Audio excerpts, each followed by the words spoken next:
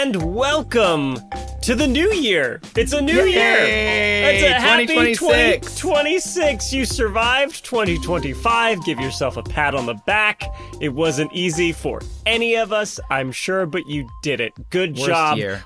I hope you're ready for an absurd new year.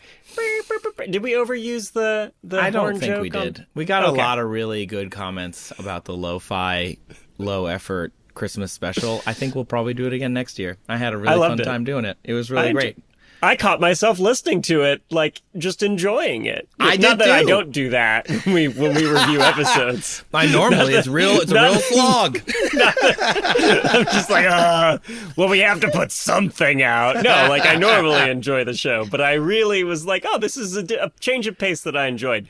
I haven't introduced the show yet. This is That's Absurd, Please Elaborate, a show where we take questions from listeners that are usually science related, but not always.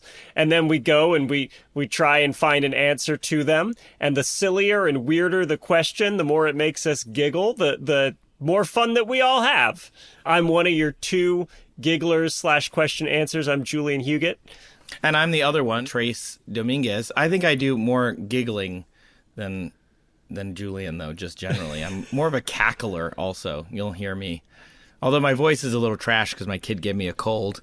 I'm currently coming to you from my childhood home in Michigan. So if you tune into video of this on our socials, you'll see my senior picture here behind me. It's so good. It's so good. For those listening, it's young Trace in like a pretty good like svelte suit, and he's Thank like you. leaned over with like his elbow on his knee, like he's about to sell you a timeshare. It is definitely a timeshare suit. It's olive. I have a blue shirt on. It was sold to me by a man named Willie at the mall. I will never forget Willie. He sold me this suit. I had one suit. It was olive green. Listen, most would go for a classic, like a black or Apparently like a not. navy blue. Nope. This is the mid 2000s, and you went olive green, baby. It was 1999, not even What? 2000s. Yeah. The 90s were more fun. They were. And then, so there are 4 other photos. This one, I've got a Hawaiian shirt from Target, and I'm leaning against a tree. This one, I've got the suit coat off and suspenders, and I've got it slung over my shoulder. This one's black and white, and I've got the suit coat open, and I'm like, hands in my pockets. And then that one up here, I'm leaning against a different tree, same Hawaiian shirt. Same Hawaiian shirt, different tree. Yeah. Gotta see how the different tree models. Look, maybe the different tree is somehow better. I don't know. You gotta try it. I love that you took the shotgun approach to senior photos. Just like you're gonna try a little bit of everything and select all of them. I have 2 mugs of tea. That's how bad my voice is. My cute little snowman. Oh, yeah. And then double mugging. I also have this other cup that my mom said is her favorite. It says, "Good time. We are having a great time." And it's got a tiny cat with on it. And it's got a lid. Okay. That reminds me of the sweater I bought at a Korean clothing store that was going out of business. I feel like I've mentioned this before. Have I not? I don't know. I don't think so. It was a sweater so when my wife and I lived in Koreatown in LA, there was a Korean mall across the street that we would go to all the time with several Korean clothing stores. And there was a shirt in one of them that every time I passed by it, I couldn't help but laugh. And finally, when the place was going out of business and it was like 75% off, I'm like, I have to get it. It's Charlie Brown and Snoopy. There's no way it's licensed. Snoopy's on top of the doghouse laying down, except the bottom half of the doghouse is missing. Not sure why. It's just like a floating roof. And then it says across the top, Arkansas. And then... Okay. And then it says in smaller font below Charlie Brown and the levitating Snoopy, Arkansas is of toward that friend home. Oh, wow. That's, wow. I have no clue what they were going for. It's a work of art. No, wow. There are some like mistranslations where I'm like, okay, I can kind of understand like what you were trying to say, right? Yes. But with that, like, not even the foggiest idea where to begin with Arkansas is of toward that friend home. That's so good. I have it somewhere. Since we've spoken, really, I've been in Brazil and then come back, and then it's been Christmas and then other holidays as well. But when I'm in Brazil, every time I buy unhinged Brazilian clothing, because they also do the we know English, I think, and they'll put out a thing. So I have one that says Dungeons and Capybaras on it. Which sick. actually That's cool. does a great job with their English, but it's has a whole paragraph at the bottom about how their adventure begins now, and it's got AI images of capybaras with swords, which is really funny. Brazil's all in on AI generated images to a weird extent. The aquarium in this town I was in has pictures of the aquarium with an AI generated family in front of it. But 2 generations ago, when their teeth are still kind of wrong and their pupils look like they're having a stroke. They've got too many fingers. But it's the billboard size. Anyway, it doesn't matter. This is a total whole tangent of 10 minutes welcome to this podcast. If you're still here, it's not always like this. It's only we haven't seen each other in a long time. Yeah. I miss my pod buddy. Yeah. Anyway, my favorite one of my Brazilian unhinged shirts just says National Parks, and then it has the table mesa from Arizona, those big, huge, incredible red rocks. But then it says Grand Canyon on it in a weird other font. And then another one, it just says Back to Nature. And then another one, it says Outside. And I'm just this is the best. Yeah, all that. Sure. Agree. Yeah. Agree with all of it. Gotta get it. I love it. I love it. Well, I guess we should stop futzing around and actually do the podcast. So, yeah. All right, Trace, if your voice is feeling up to it, why don't you kick us off with the first question this week? All right. My voice, I think, should hold out. We'll see how I do. The first question this week comes from Bjorn W., who commented on our Spotify feed. How many lasagna batteries would it take to power a toaster oven? Is this an English translation issue? This is a real thing. Did he mean something else? The lasagna battery? I thought the same. I was there's lasagna batteries? Is that a normal expression in what I can only assume is Iceland? You know what? I don't know. So, firstly, there are lasagna batteries, similar to lemon batteries, potato batteries, and all of the pickle batteries, all of those things. And so we'll get into that in a second. But first, I like to break these questions down into what we need in order to answer them and give them a satisfying answer, right? So lasagna batteries, we know the question is how many do we need? But we also have to power a toaster oven. What is a toaster oven? How much power require it? What is a toaster oven? I don't know, something that turns bread into love. Oh, that was nice. Or a fire hazard. Or both. Yeah, or a fire hazard. Too much love is a fire hazard. It's a thing that in the 90s, we would burn our fingers on the glass door. That's all I remember, is the early toaster oven. You try to open it, and then you try to close it by touching the glass door, but it's still hot. Yeah, that senior photo of you, actually, you have no fingerprints in it. Your whole... I got away with so much crime.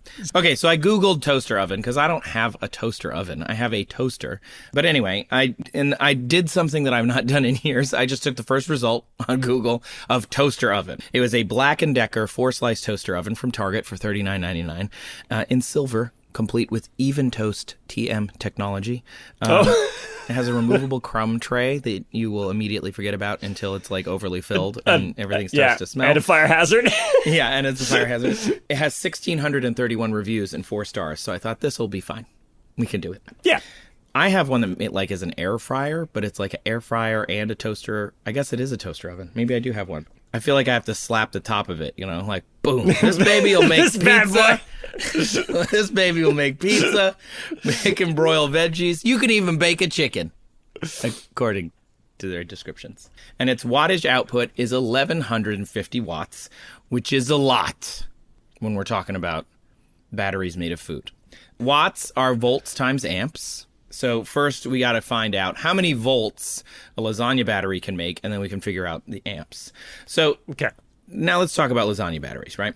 Food can be a battery. It is very surprising for many people, but you can make it out of potatoes, you can make it out of lemons, grapefruit, kiwi, sauerkraut. You could just use vinegar if you want. But basically anything with electrolytes in it, which is an electrolyte is just like a salty water. Right. So the reason you have to have electrolytes Julian, you know this already, I'm sure, is you need to be able to have a medium that ions can move through. So it has to have some kind of particle, which salt makes sense, that can move kind of electrical charges around. In a lithium-ion battery, they have electrolytes. Basically, every battery that you can think of, all of them have an electrolyte. Sometimes they're dry, sometimes they're wet. Lithium-ion is typically wet.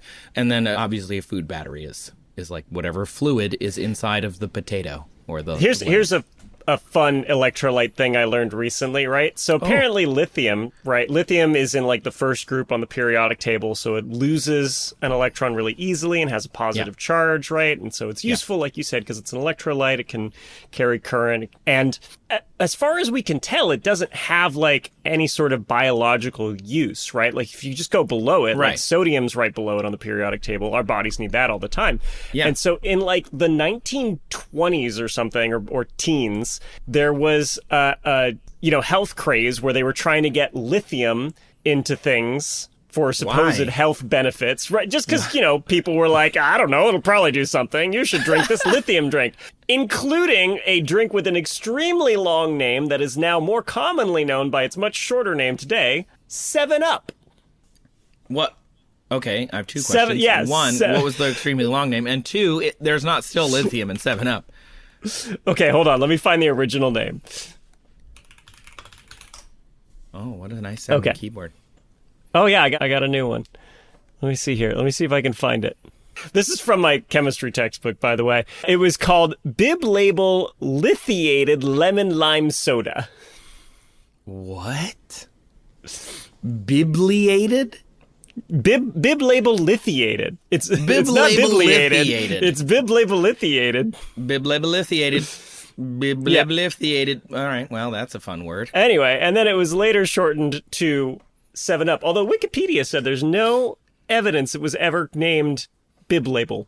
Anyway, but that's what my textbook said. But more importantly, it was part of the original craze of getting lithium into stuff. And then in like the 50s, Congress was like, hey, maybe don't just be putting random things into consumable beverages that you don't know what they're going to do. Turns out the government and corporations don't have the same goals as it.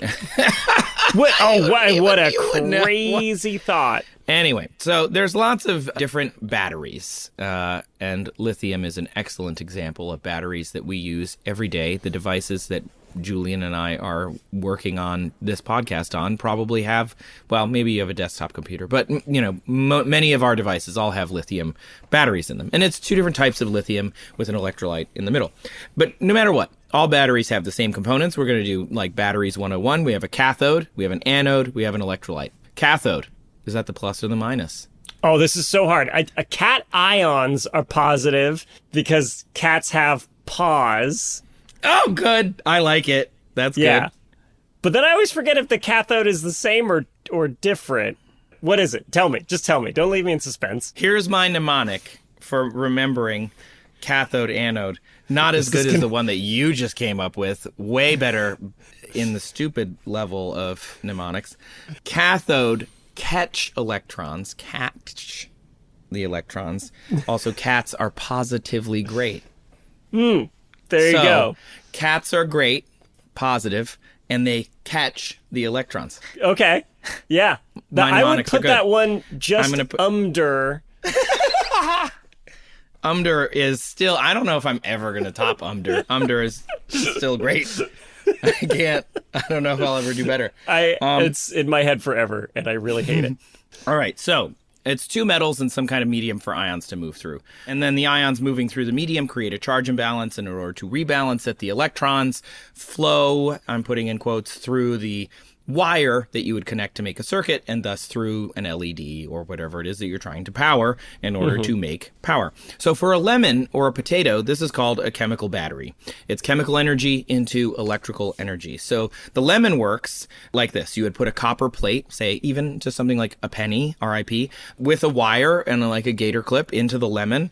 And then a zinc plate, which could be, because we make all our coins out of zinc, you could put like a nickel or a quarter or whatever in U.S. money into the other side and then wire them together. What you would end up really doing on a, atomic level, I guess, would be that the lemon juice attacks the zinc. It's ripping off the ions, resulting in the lemon juice having a slight charge because of oxidation, and then the electrons again moving through the wire to keep everything balanced. So eventually the lemon juice can't attack any more of the zinc, and thus you end up with a quote-unquote dead battery.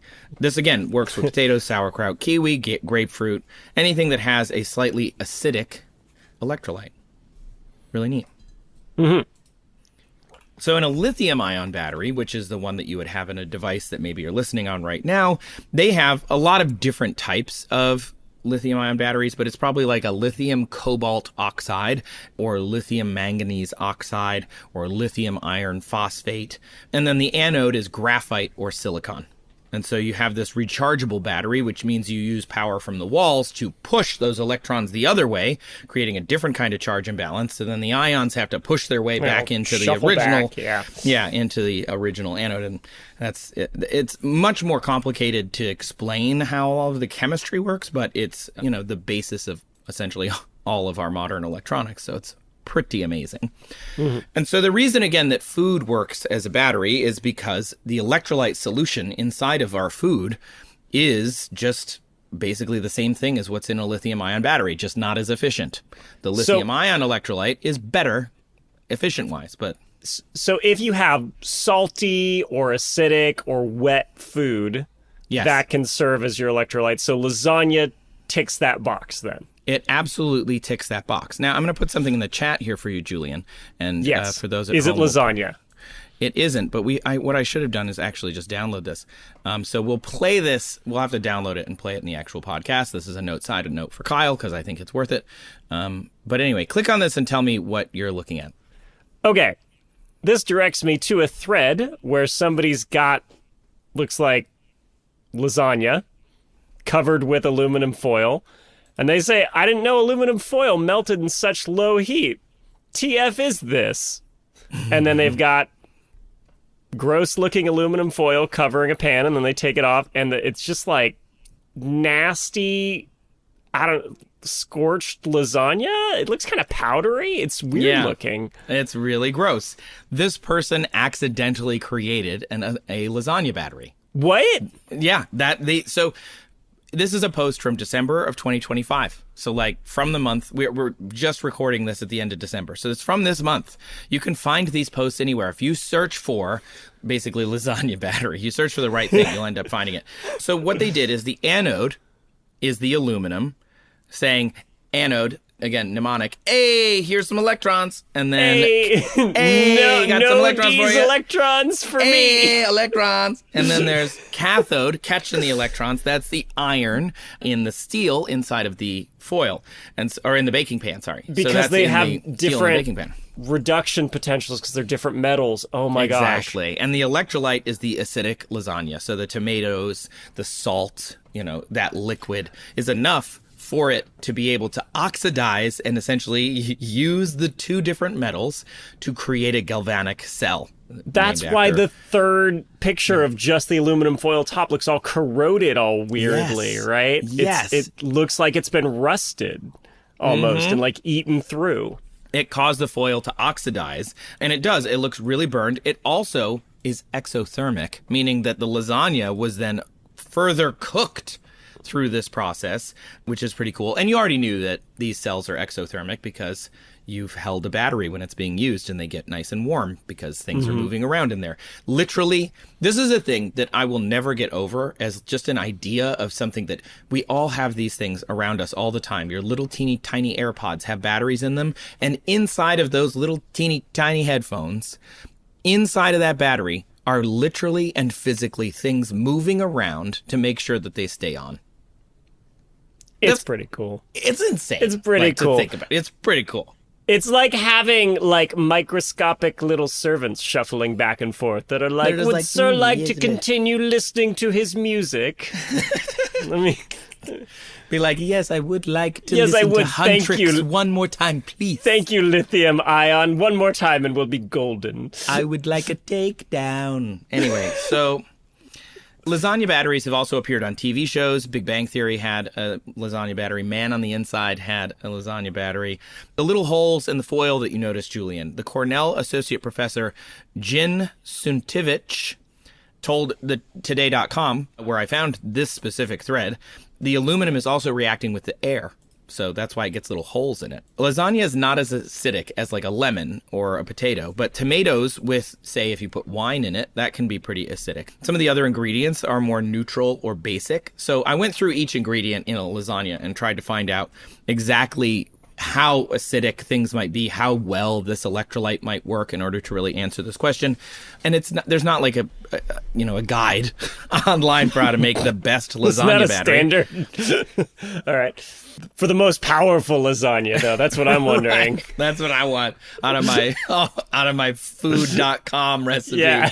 Which battery is going to give me the biggest The most voltage? electrolytic lasagna recipe you have, please. It's just like a bunch of salt and then just like 2 pieces of It's just mushed up lasagna, tomato and salt. pasta, yeah, and Yeah, well, because the cheese and the noodles are actually more basic, and so, but the meat, onions, and garlic are kind of neutral or basic, and so it's just like, oh man, it's so funny. So I did find you'd have to make a lasagna and then get a sample of it to get the pH of it, or use a voltmeter to understand exactly what's going on. So I went looking for a good lasagna recipe, and there was one with 3 types of tomatoes in it, submitted by John Chandler, who has since died since he submitted this recipe. But it is, oh my god, was it the lasagna? No, he submitted it in apparently the 80s or 90s to allrecipes.com. And then there was a blog, like a baker on the kitchen. They made the 6 top results of best lasagna, if you just Google best lasagna recipe. And they said, this is definitely the best one by far. So good. It's the 3 types of tomatoes that makes it so good. But it was submitted like 25, 30 years ago, and the guy's since died. And the writer was like, John would love to know that his lasagna is like the best lasagna on the internet. This is like how Van Gogh was not recognized in his lifetime as a great exactly painter. The same. John is the explained. Vincent Van Gogh of lasagna. Of lasagna. His self-portrait is made out of nudes. Oh, God. Anyway, 3 types of tomatoes: crushed, sauce, paste. It's also got onion, garlic, fennel, parsley, Italian seasoning, black pepper, basil, Parmesan, mozzarella, and ricotta cheeses, egg, wine, sweet Italian sausage, and lean ground beef. It looked really good, and I wanted to make it. So I decided to... I didn't actually make it. Oh, I wish. was leading you to... I thought you... Yeah, we're not that dedicated to the bit. Come on. No, I'm at my parents' house. We make arroz con pollo for Christmas, so we don't make pasta cake. But I did find somebody else who did make a lasagna. This person, its account called ACS Reactions. I don't know if you've heard of it. My Friend God. of the absurd Dr. Alex Danis had 6 lasagnas. She is everywhere. She's everywhere. She's in the sky. She was She's just in Brazil our with me. kitchens. She was in Brazil with you. Yeah, at the conference I was at, she was like, so here's her Instagram reel. Click on that and you can see her 6 lasagnas. So what she does is actually put a voltmeter into the lasagnas, and she's talking about lasagna batteries and what they are and how they work. First of all, this is, as always and forever, as a baseline, a Dr. Dana Stan podcast. Yes, 100%. At all times. For sure. So, she's got 6 lasagnas in front of her. It's a lot. That is a lot, and she's going to use them to power one singular LED. And an LED, she says in the reel, takes like 3 volts. 3 volts. She needed six lasagnas. Maybe it's just like sheep. Lasagna is the plural of lasagna. The plural of lasagna. She needed lasagna. 6 lasagna to power one teeny tiny LED. Yeah. Like, LEDs are famous for just how little power they require to turn on. And she needed 6 in series. Yes. So what does that bode for your Black & Decker toaster oven? Oh, thank you for bringing it back to that. So she wired them in series which is pretty cool, to get as much voltage as she could out of these 6 lasagnas. And that averages out, because it lit the LED with those 6, to about a half a volt per lasagna. Though she voltmetered one, and that one only gave 0.41. So maybe some of them had more salt or whatever. I'm not sure. Either way, we have a voltage for lasagna. Thank you, Alex Danis. Stan. Love you. So toaster ovens are powered, just, in case you aren't aware, in the United States by wall voltage, not by batteries or lasagnas. Which connects to a power plant that's just thousands of lasagna. It's you just follow the power lines overhead. Amazing. Yeah, it's just, you follow them and you end up just to splashing Garfield's into heaven. Lasagna. So that's 120 volts. Okay. Remember, So we by made our 3 with 6 Right. lasagnas. So wiring in series, you get this lasagna battery. Battery lasagna would be bazania. Bazania sounds funner, Don't get I on think. you. Don't get any on you, or you'll electrocute yourself. Bazania, don't get any on ya. Yeah, I like it. Okay. So Yeah. Bazania, good band name also, by the way. So anyway, the math is easy. We've got 240 lasagnas to get to 120 volts, because each one does about a half a volt.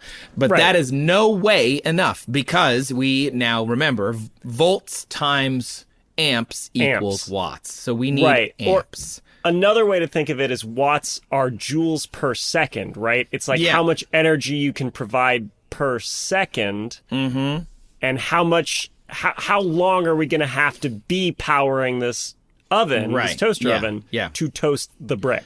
Yeah, amp is what? Current capacity. So if you think of it like a garden hose, which I think is an easy way to think of it, it's a simplification of electricity, but a simple way to think of it. Volt is like the pressure in the hose. Do we have enough voltage in order to push the electrons through something?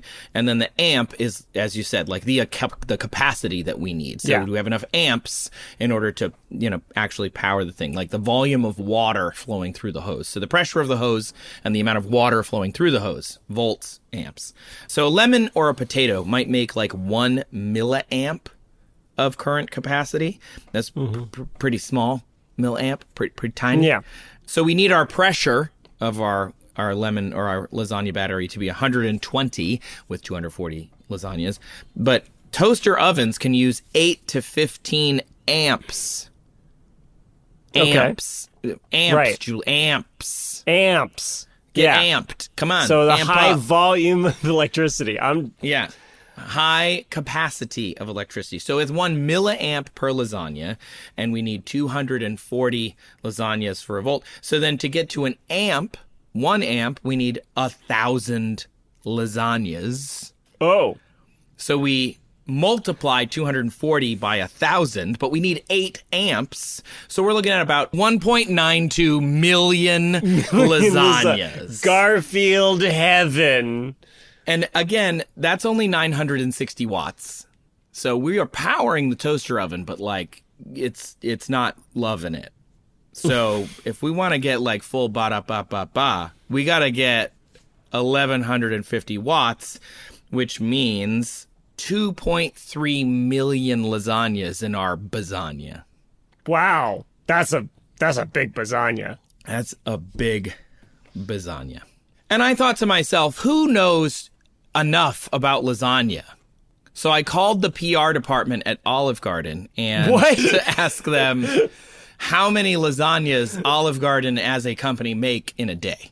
Wow. How many families they're feeding? I guess just one. Everybody there. Yeah, because everybody is family. You're all family here. Is when the you're new there. Slogan. Yeah.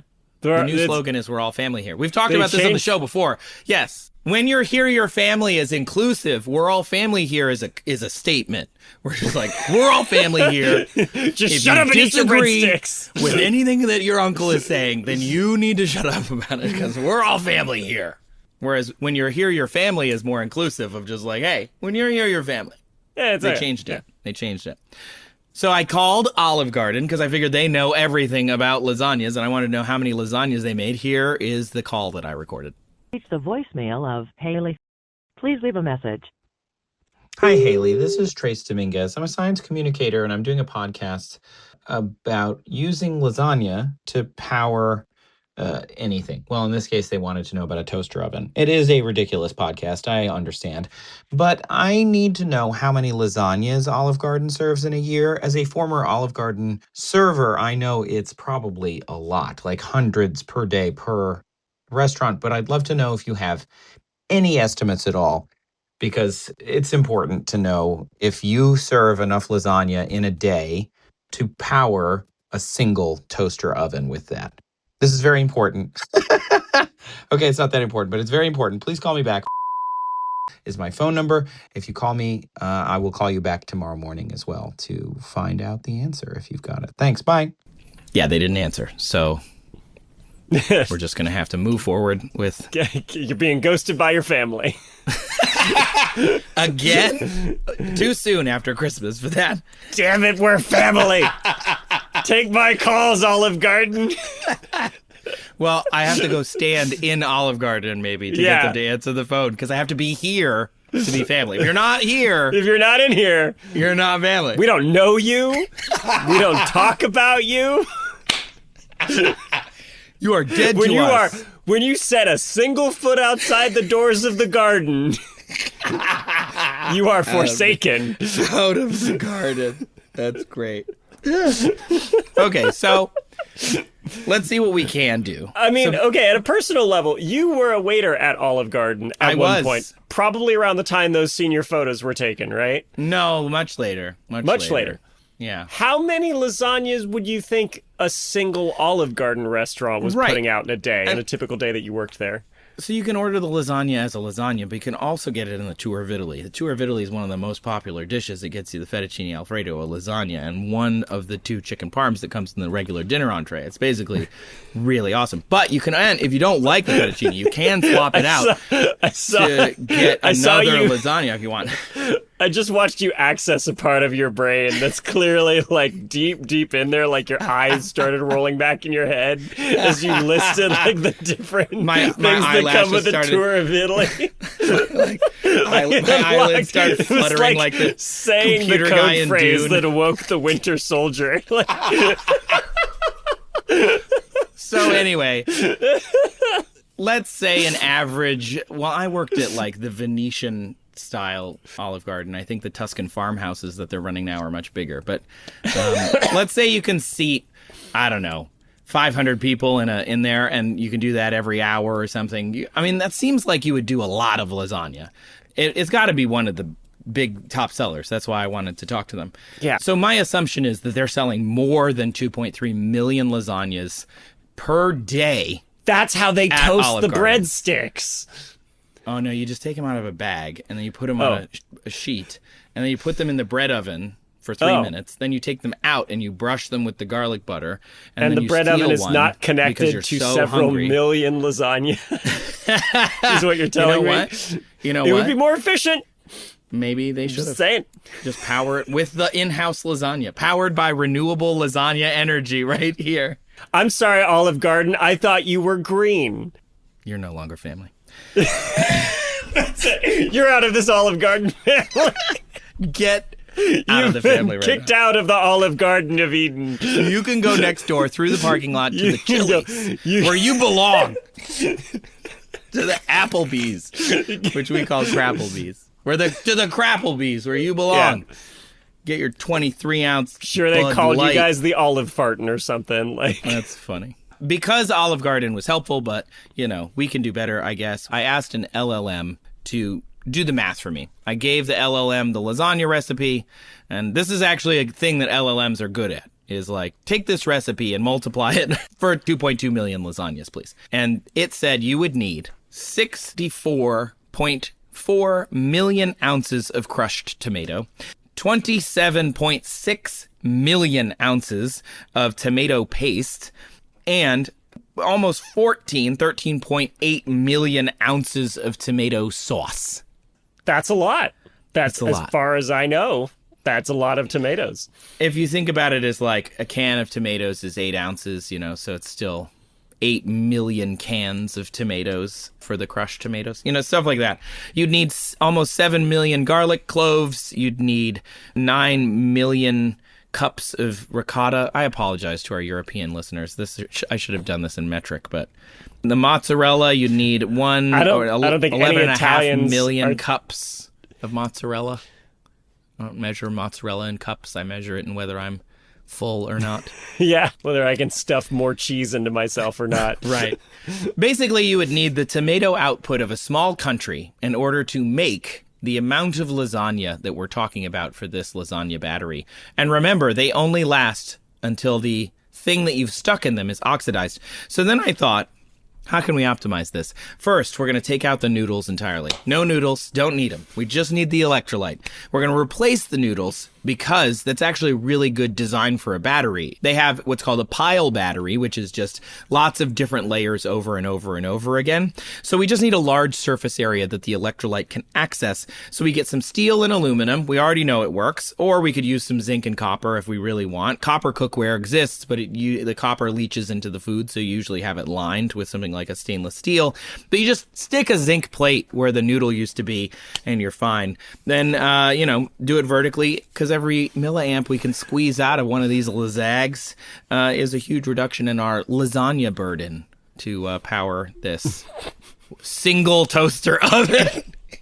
The single Black & Decker $40 toaster oven from Target. So, the answer is 2.3 million lasagnas. Traditional lasagna. Traditional lasagnas. Was it John was his Chandler's name? allrecipes.com best lasagna. 2.4 million lasagnas. Million of them. Lasagna, bazanias. Yes, right. Or that's the your answer. robo lasagna, you can substantially cut down if it's just tomatoes and metal, Sure. apparently. Yeah. Yes. Yeah. Tomatoes, If you salt, just and make it metal. like lasagna for a goron, then you're fine. Yeah. You can do that. Gor- and then it might cut down. Gorania. I don't think anybody will Lasagna. probably... Bjorn's probably more interested in the lasagna. Yeah, probably the lasagna. Yeah, more yeah, than yeah. the gorania. But he was really interested in the lasagna. So congratulations, Bjorn. The answer is 2.3 million lasagnas because we need enough amperage, which is, again, the volume of capacity of the current, and we need enough volts. And this is an American voltage, so if we were doing European style, we would have to do even more lasagnas because 220 volt or 240 volt outlets or whatever. So congratulations, everyone. We've done Congrats. You now have breadsticks with your lasagna. Oh, how many breadsticks do you... Oh, wow. Jeez, that's a lot. Just a handful to go with your 2.4 million. Well, technically, PACE Lasagna. service standards, you do number of breadsticks plus one. So number of people at the table plus one.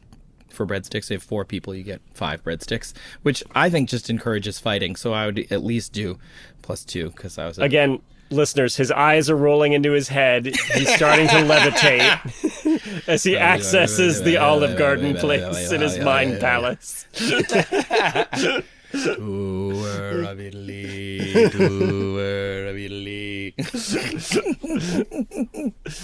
Well, thank you, Trace. That was delicious. We are going to take a quick break. When we come back, my question.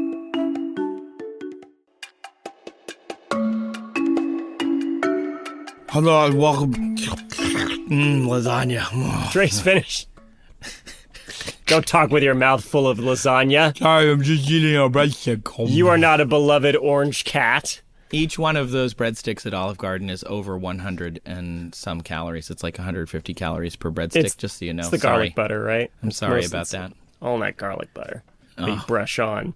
Yeah, that you brush on in the back there before you bring it to the front and put it in the breadstick drawer. Man, what a job. Anyway, I also have that drawer in my house. I've got the knife drawer, the junk now drawer. that's the dream. A breadstick drawer, Just a open it up. warmed breadstick drawer. Some people want 2 ovens, and I'm like, no, thanks. I want a breadstick drawer. Just anytime, Yeah. any moment, just breadsticks on hand. When they really need to show that like a person is rich in a movie and they're like, I got this, like when Justin Hammer got the dessert flown from San Francisco to like impress in Iron Man 2. I'm like, no, you need a breadstick drawer. That song, that don't impress me much, doesn't apply if you have a breadstick drawer. So what? So you've got a dessert flown in from San Francisco. That don't impress me much. Well, Shania Yeah, is you a got the money, but do you treasure. have the drawer of cards?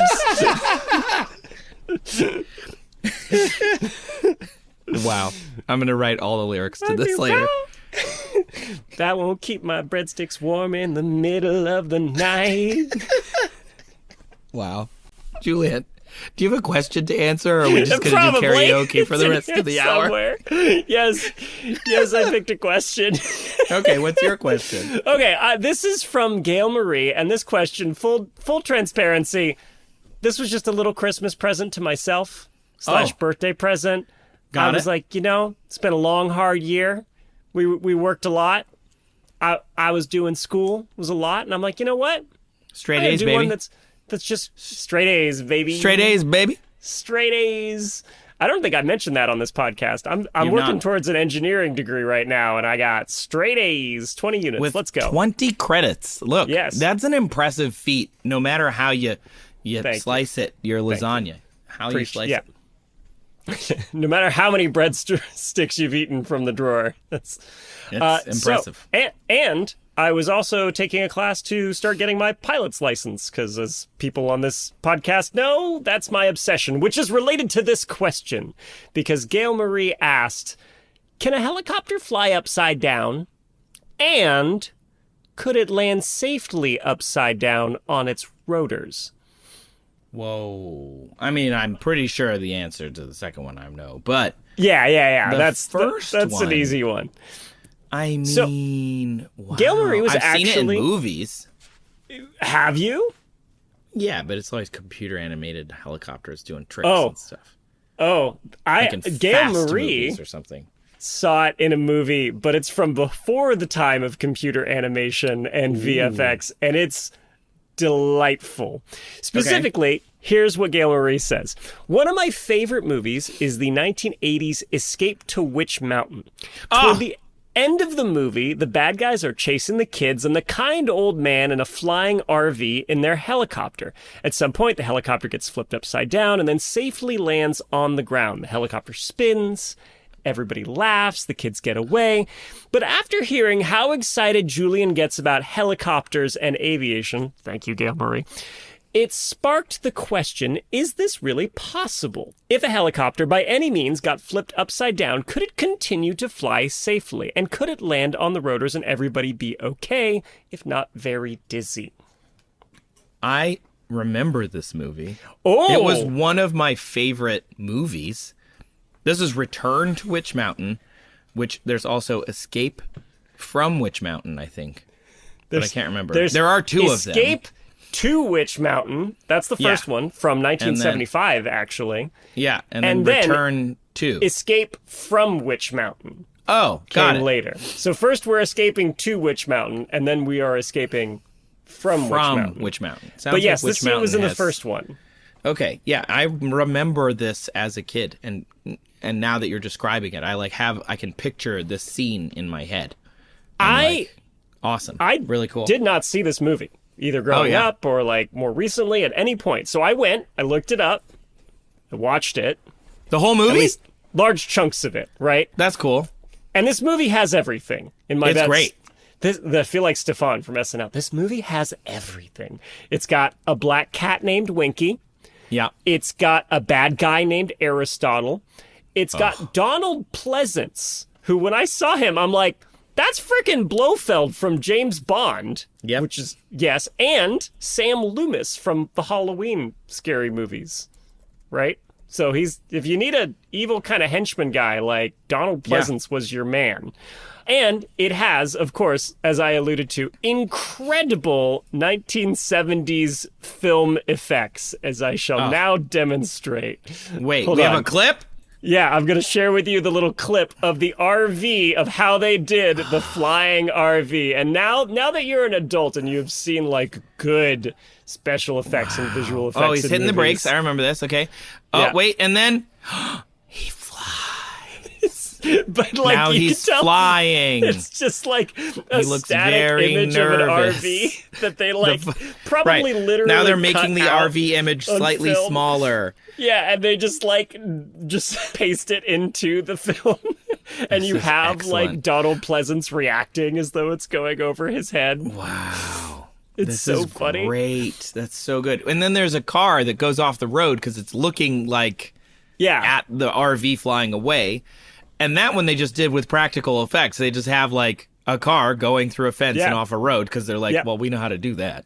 That's easy. We can Yeah. we can pollute this lake with a car. That's fine. We can make this movie. Yeah, but making the RV fly is so funny to me, just the way they did great. it in film.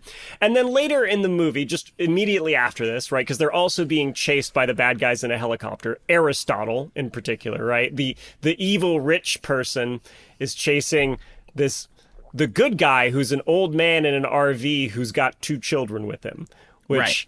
To Which is my fine modern... now. Yeah, that's fine. He's the Yeah. good guy. Yeah. Yeah, trust the old guy in the RV. No, but I also wouldn't trust like the rich guy either. I don't know. Maybe this is my modern Yeah. sensibilities. Like the Well, rich modern- guy. I yeah. don't think he Times has have the changed. best intent for the children either. Like Times have changed. Nobody in this scenario should be looking after these children. To me, as an outsider. Okay, so. But you've got Aristotle like fly up next to them in the helicopter, and then they both go into a cloud. And when they come out, there's this very goofy moment where Aristotle looks back at the RV, and the RV's upside down, and Aristotle's like, "That kind of vehicle can't fly upside down." Yeah, or fly fly at at all, all. but that's Yeah. we've already Right. established that it is flying, so may as And well then- chase it with a helicopter. And then it turns out the helicopter's the thing upside down, right? Ha ha ha. Whoa! Except, like I alluded to, I'm taking a class on how to become a pilot, and I learned what the number one killer of new pilots is. Do you know what it is? Trying to fly upside down. Not directly. Clouds. Clouds. Really? Really. If you Because are- you can't see. Yeah, and you get easily disoriented. If you're a new pilot who's not very adept at using your airplane's instruments and you fly into a cloud, your life expectancy is 1 minute. Whoa. Yeah. Because like walking in a desert, you always walk in a circle or whatever. Like inherently, we're not super good at knowing exactly what direction we're going without visual cues.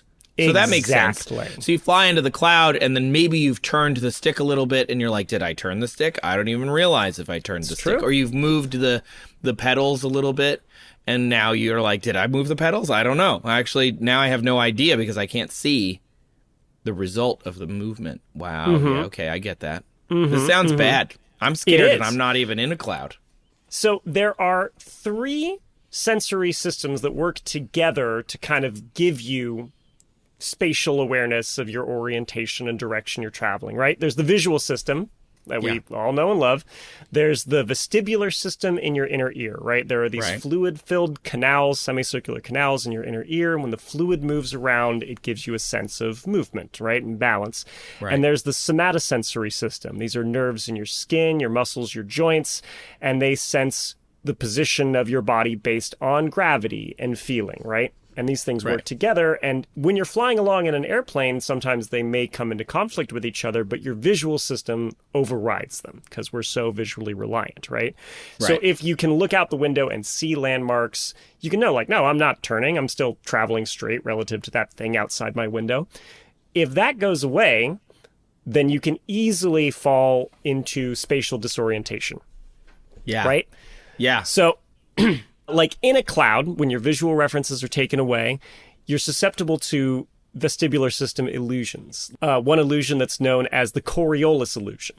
And this is you're in a steady turn and you've been in it long enough where the fluid in your ear has stopped moving relative to the rest of your ear, right?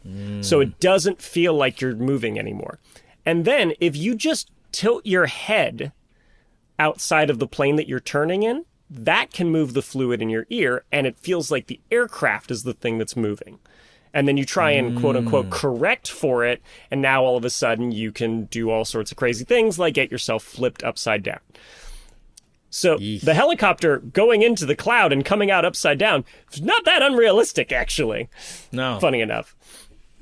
Now, it's not clear whether this is happening because the pilot is disoriented or because, Magic. you know, the magic. The children Don't forget. are telepathic and telekinetic, right? They're witches. Yes. Supposedly. Well, Yeah. anyway, we won't spoil it. The movie came out in 1975. I don't know if we I could feel say like we can spoiler spoil alert, it. but It's 50 years old. Yeah, I think it's fine. they're aliens and they have special mind powers, okay? Right. So Yes. it's not clear. Like, the RV is levitating because not one of the children, somebody else, is making the RV levitate. Did that same being flip the helicopter upside down? It's never explained. But when they come out of the cloud, they just stay upside down. Like, as far as Yeah. I can tell, the pilot makes no attempt to turn them back upright. Yeah, I feel like that would be hard to do on film. You'd have to hide the helicopter again. So you can hide the edit where they literally just flip the camera upside down. Or Yeah. in post, flip the film upside down. Or you can tell they very clearly, when the helicopter is upside down, like with other things in the background, you can tell they did the same trick they did with the RV, where they literally just like filmed the helicopter right side up and then like Right. physically got cut one it out, frame or whatever, the film, yeah. and then turned it upside down, you know? Right. Yeah. Just rotoscoped it. Anyway, Perfect. so I started digging into, though, if this would actually be possible. Right, yeah. Because we talked about helicopters on the podcast before, and you talked to me about, like, there's the lever called the collective or whatever, Yeah. and Good you can, memory. like, control the different angles of the different angle of attacks for the different blades to give you more or less lift, and then you've got the throttle in order to speed up the blades or slow them down, and then there was there's, of course, the stick, and then you have the rotor in the back that can give you some kind of directionality, but... So I thought the collective might come into play. Am I stealing your thunder? Yes. I'm first sorry. of all, no, you're not stealing my thunder. I'm just amazed at you listen when I course say I things about listen to you. airplanes. Of course I listened Aw, to you. This it's was so early sweet. on before you had 17 episodes about airplanes, so I remember this one. I went through our recent episodes. I'm like, I haven't done an airplane 1-2 recently, right? I'm allowed, as a Christmas gift to myself, to do this for Yes. me, please. Okay, great. So, not oversaturating. It's been at least 3 episodes since I've mentioned an airplane. I can talk about it. All right. Great. Okay, so first question obviously is, can this helicopter still generate lift upside down? Right? So helicopters and airplanes, even though they look very different, they're operating on the same principles, right? Just the airplane wing is fixed and the wings on the helicopter are the things that are spinning around. So airplane wings, can they generate lift upside down? Well, it depends on how the airfoil is designed, right? The shape of the wing. I think when Right. most people picture an airfoil, they picture like a flat bottom and a curved top part of the wing, right? Right. And so when air goes over it, the air on top gets compressed, which makes it travel faster and at a lower pressure. The air underneath is at a higher pressure. That pressure differential pushes the wing up. But if you also tilt the wing into the relative wind, which is the angle of attack, if you change that and increase it, you also deflect some air downward. You can increase the lift that way as well. Bernoulli's principle is the change in pressure, and Newton's third law is bouncing the air off the bottom of the wing and deflecting Right. it downward to push the wing up, right? Kind of like when you stick Right. your hand out the window of your car. and you Yeah. tilt it up, Yep. tilt it up or down, right? Well, you can have a wing that's that shape, an asymmetrical airfoil, but if you have a symmetrical airfoil, you can still Yeah. generate lift so long as you have some angle of attack, right? If there's no angle of attack, if it's just straight into the wind, then the top and bottom have the same amount of pressure on either side and you're not deflecting any air down. If you start tilting it, then you get that pressure differential that Yeah. like you might get from a normal asymmetrical wing. So if you ever go to an air show and you see an aerobatic airplane flying upside down, a lot of times those airplanes have a symmetrical airfoil, and that's what allows them to do that. So long as the nose is pointing up above the horizon, they can be generating lift even if they're flying upside down, Got it. right? Yes. It turns out most helicopters have symmetrical airfoils for their rotor blades. Unlike Oh. planes, which most of them Yeah. are asymmetrical air. And this kind of makes sense, actually, when you think about it, for a few different reasons. One of them is when the helicopter's on the ground, if you haven't pulled back on that collective and increased that angle of attack, you're not generating any lift. That's Which is great. why they can just kind of like hang out Just- with yeah. their rotors spinning without worrying about taking off. Or Exactly. whatever. Huh, Exactly. cool. That's neat. So if you wanted then to have a helicopter that could hover upside down, basically, or fly kind of normally upside down, you would need to be able to pitch those blades downward if the helicopter were right side up. Right. Yes. Right? Yes. And there are Yes. a few helicopters that can do this to some degree. There's a helicopter called the Westland Wasp, and this was like a British military helicopter that would land on the back of ships.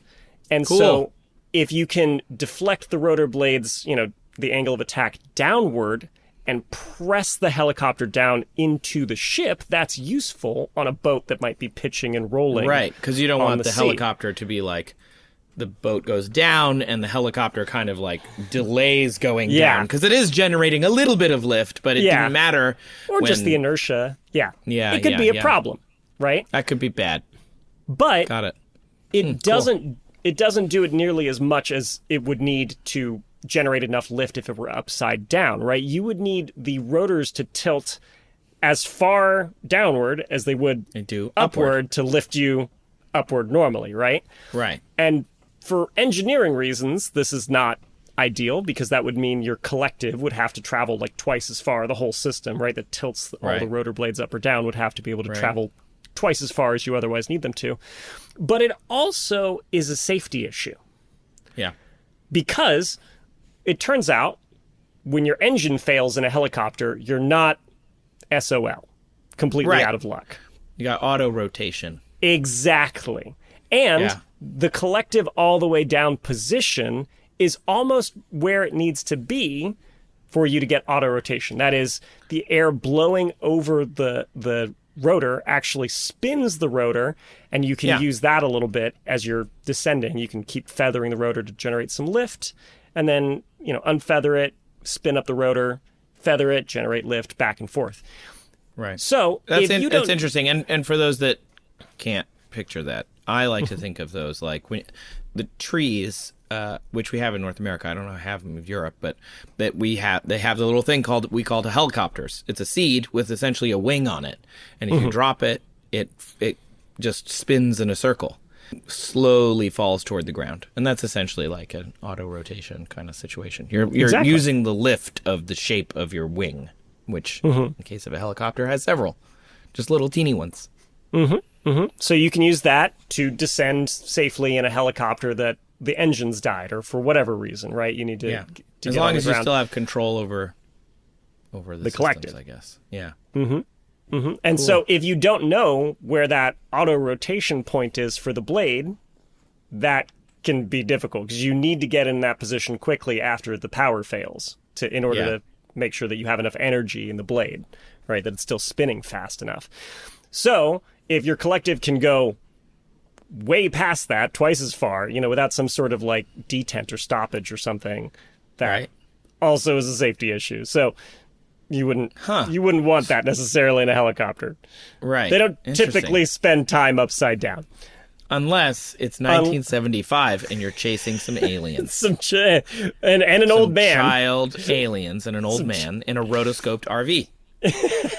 There are then specific you spend some use time cases. upside down. Or, Red Bull does a lot of extreme stunts for their marketing and stuff. And one of the things they like to do, they've got a helicopter and a pilot who likes to take it for loop-de-loops and barrel rolls and that sort of thing.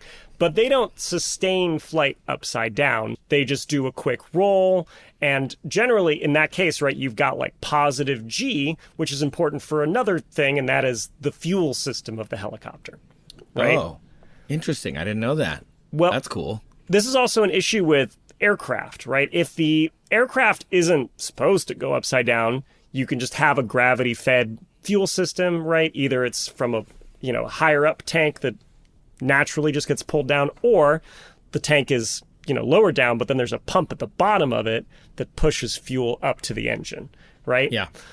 If the fuel's not reaching that pump, or if it's just not naturally falling downward, eventually your engine's going to get starved of fuel and quit. This is actually an issue they have on Vomit Comet flights, right? I was just going to ask that because I rode one this summer. Yeah. I need to talk to them about this because I'm working on a video about it. This is an issue they have where because, you inside the plane are not the only one that's experiencing that microgravity sensation, right? Yeah. Floating around, including the liquid fuel inside the fuel tanks.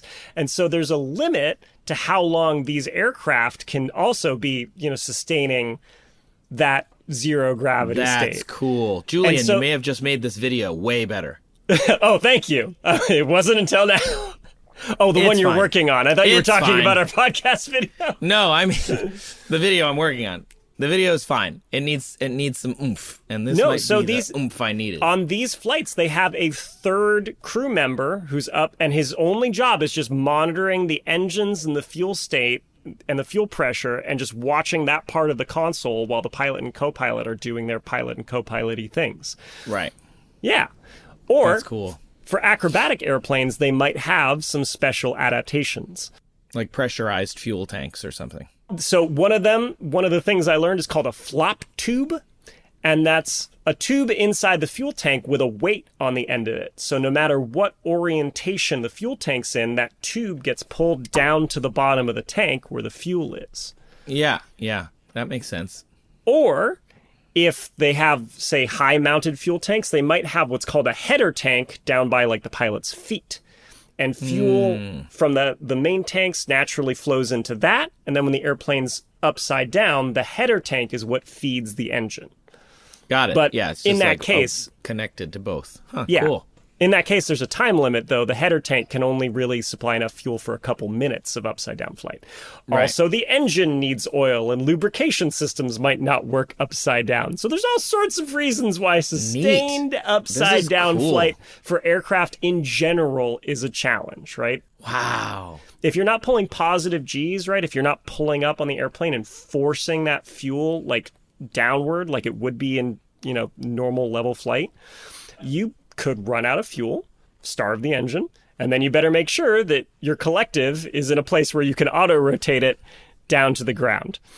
Okay, now for the second part of the question, which is, can it land on the rotor?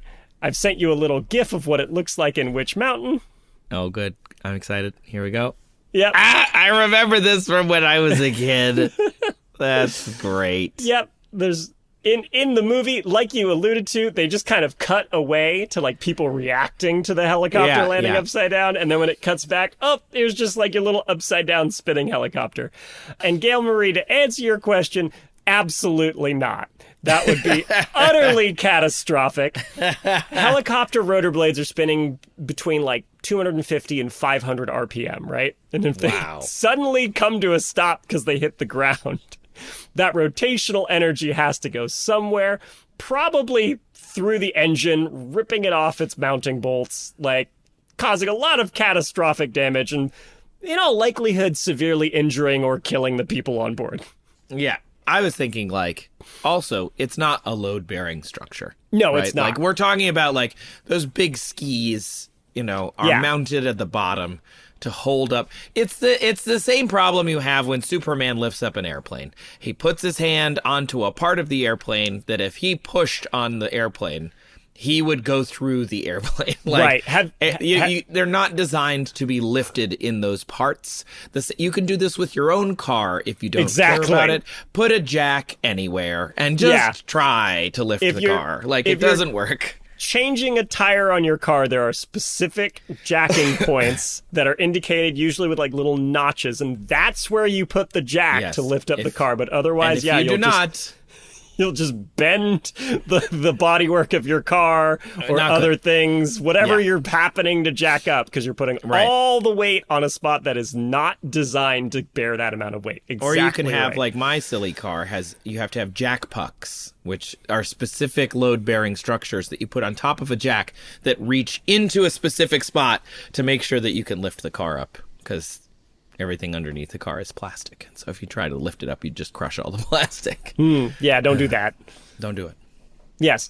So, Gail Marie, I hope that answers your question. A helicopter for stunt maneuvers, yes, can fly briefly upside down, like that literally just while it's doing a loop or a roll or something like that. Sustained flight, like in the movie, not really possible. So it would have to be that child levitating the helicopter and then setting it down gently. It'd have to be movie logic in order for it to, not result in death. So it could remain a fun, lighthearted Disney movie. So good. That's With really great. Blofeld from James Bond, of all actors. That really tripped me out. Clearly, you're still upset about Couldn't believe it. I'm like, is that Donald Pleasance? Are you kidding me? Good old Donnie P? Donnie P in Escape to WM? This is before he got into the JBs, you know what I'm saying? Like, he didn't have a kitty cat yet. This was pre-cat. But he is the OG, the Olive Garden of movie bad guys. You just brought it right back. I just died a little bit inside.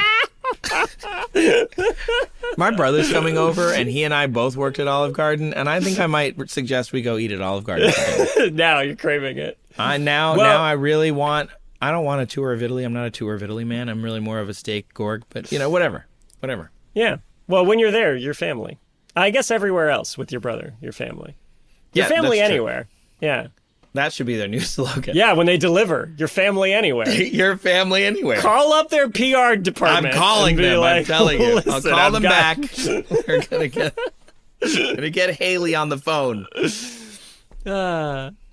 All right, well, that is going to do it for this episode of That's Absurd. Please elaborate. First one of the new year. Hope you enjoyed it. This show was written, produced, created by my Olive Garden family member, Trace Dominguez. And also created, written, and produced by my airplane-obsessed friend, Julian Huguet. But together, we are the collective. Oh, I like it. Yeah, it sounds a little nefarious, yeah. A little bit nefarious. Yeah, Donald Pleasance is in charge of this group for sure. Yeah, for sure. The show was also produced and edited by our Olive Garden family member, Kyle Sisk.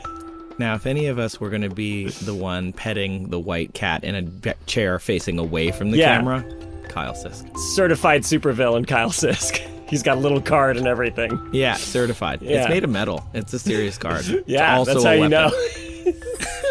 Evil League preferred. Yeah, he throws it. Like Odd Job. With your evil villain card. This show is also associate produced by Sabrina Capello. Also an Olive Garden family member. Oh, I mean, we're all family here. And our music is thanks to Epidemic Sound. Thank you to listeners who submitted questions featured in this episode. That would be Bjorn and Gail Marie. If you would like to submit questions, look for the form down in our show notes or email us at hello@that'sabsurdshow.com or visit our website, that'sabsurdshow.com/ask, or even call us at 302-TAPE-SHOW. That's TAPESHO. We love these questions, obviously. They make us laugh. They're so funny. They're so goofy and weird, and we couldn't do the show without you.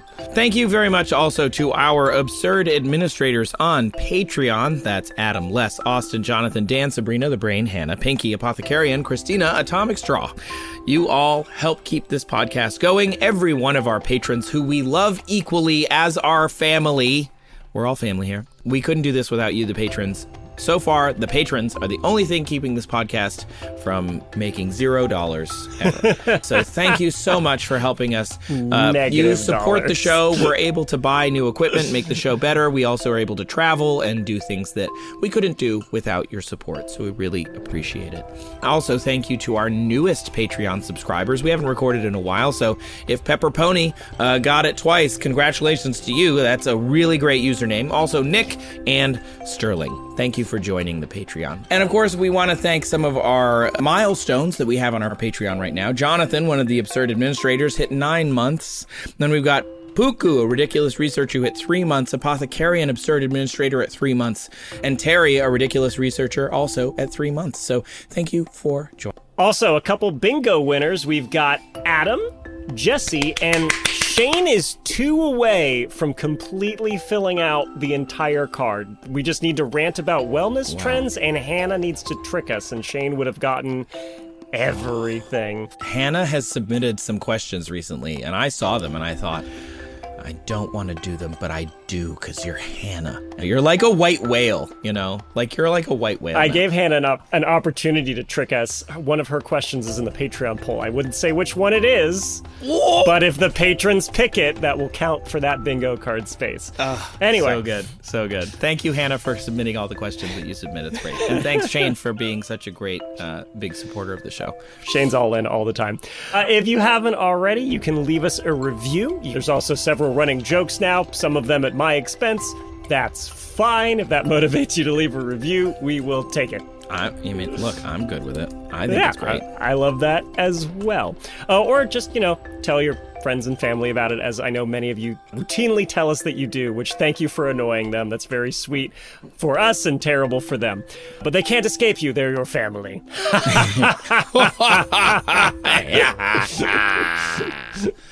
This show is for you. I've been listening for just over a year, and as a commuting college student, I listen to reruns and new episodes every morning and night. Both! Julian and Trace are great hosts whose natural banter carried the show like a conversation you're eavesdropping on and you wish you could join. This show is also for you if you like dispersing fun facts you heard in the shower and staunchly maintaining that you did do the research.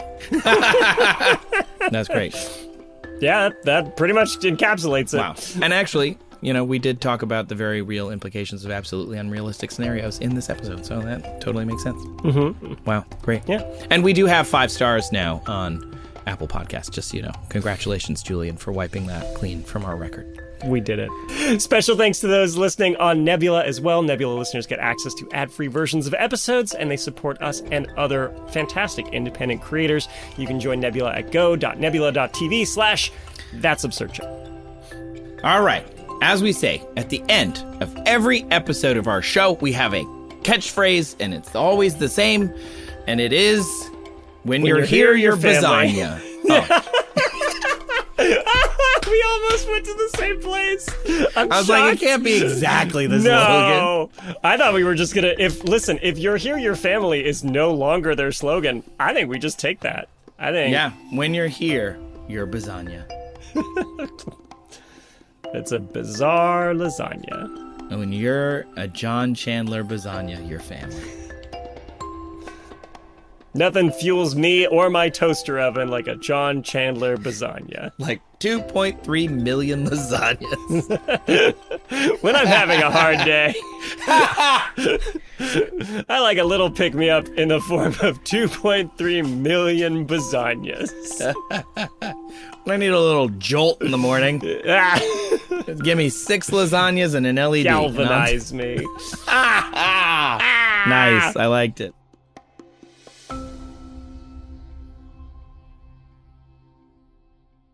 Look, I tried. I called her 3 times. Did you make it clear the stakes were like not life and death, but like close?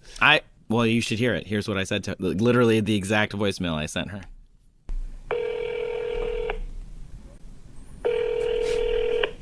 I'm sorry, extension number 46 didn't answer.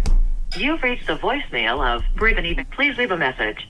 Hey, Brittany, Trace here. I just wanted to know how many lasagnas you guys make. That's it. I just needed to know that. It's really important. Can you give me I know it's the holidays, but can you give me a call back as soon as possible? This is, I don't want to say life or death, but like, it's really important. Okay. Thanks. Bye.